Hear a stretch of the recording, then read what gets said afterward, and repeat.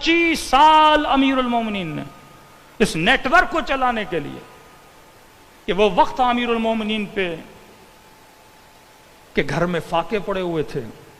एक खातून ने कहा कि अली, कुएं से एक पानी की बाल्टी मुझे निकाल के दो, उसके बदले में मैं तुझे चंद खजूरें दूंगी।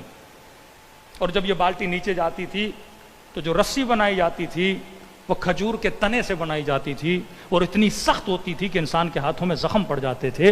रावी कहता है कि मौला अली ने उस बाल्टी में पानी भरा और जब बाहर निकाली तो मौला के सारे हाथों में खून भर चुका था। ये फ़क्र फाका का आलम था। फिर एक वक्त ऐसा आता है चौथे इमाम के ज़माने में, इमाम हसन के ज़माने में, कि बड़े बड़े बागात के मालिक बन जाते हैं कि एक आपका इमाम 4000 से ज्यादा गुलाम खरीदता है। ये सारा पैसा कैसे आया? का 25 साल अमीरुल मोमिनीन ने नखलिस्तान लगाए। अमीरुल मोमिनीन आज भी सऊदी अरब जाएंगे, बाएर अमीरुल मोमिनीन, अमीरुल मोमिनीन के कुएं आज भी सऊदी अरब में मौजूद हैं जो आज तक पानी दे रहे हैं। उस वक्त सबसे बड़ी कीमती चीज थी कुएं थे, कीमती चीज थी जमीनों में खजूरें लगाना था, नखलिस्तानों का। अमीरुल मोमिनीन ने उस जमाने में नखल लगाए।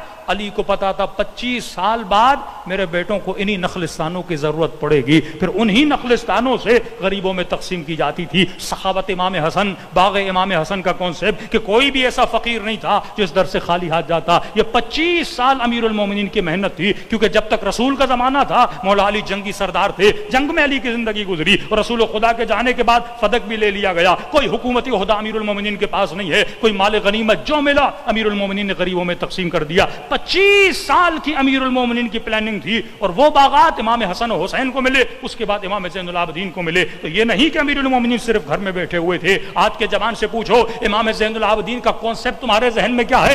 अफसोस से उसके जहन में एक ऐसा इमाम है अलियाज़ बिल्लाह जो बीमार है, जो खेमे में है, जिसके हाथों में रस्सियां हैं, जो 24 घंटा बैठ के रो रहा है। इसके अलावा कोई तसव्वुर नहीं है। अरे 25 साल इमाम ज़ैनुल आबिदीन ने एक ऐसा नेटवर्क बिछाया कि जिसके नतीजे में 5वें इमाम को 1000 शागिर्द, छठे इमाम को 4000 शागिर्द मिलते हैं। फिर छठे इमाम ने ऐसा नेटवर्क बिछाया, फिर 7वें इमाम ने ऐसी ऑर्गेनाइजेशन बनाई कि जिससे हजारों वकील बने। दुश्मन तो यह समझ रहा था कि हम इमाम रजा को अपने पास बुला रहा हूं, लेकिन उसे क्या पता था कि रजा तेरी मर्जी से मशहद नहीं आ रहे, वो अपनी मर्जी से मशहद की तरफ रवाना हो रहे हैं।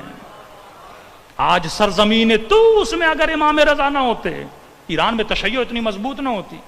पूरी प्लानिंग थी कि हमने कहां जाना है, कहां पे इन्वेस्ट करना है, कहां पे फिक्री तरबियत करनी है। दुश्मन तो समझता था कि अहले बैत घर में बैठे हुए हैं, उसने तो हिसार में रखा हुआ था, लेकिन अहले बैत के घरों से जो लकड़ियां भी जाती थी उनमें हदीसें छुपी हुई होती थी। जो तेल की देगे दुश्मन भेजता था, वो देगे जब खाली होके वापस जाती थी उसमें मासूमीन हदीसों के अंबार भर के अपने शियों तक पहुंचाते थे। तो ये मत समझना इस तशय्यो के नेटवर्क में अहले बैत की प्लानिंग नहीं थी, एक सीक्रेट प्लानिंग थी जिसके जरिए से आज ये मकतब एक तनूमंद दरख्त बन चुका है। और आज दुश्मन भी कहने पर मजबूर है कि आज के इस्तेमार के मुकाबले में अगर कोई खड़ा है तो वो अली वाले खड़े हैं, वो हुसैन वाले खड़े हैं, वो हुज्जते खुदा इमाम ज़माना के मुंतज़िर खड़े हैं।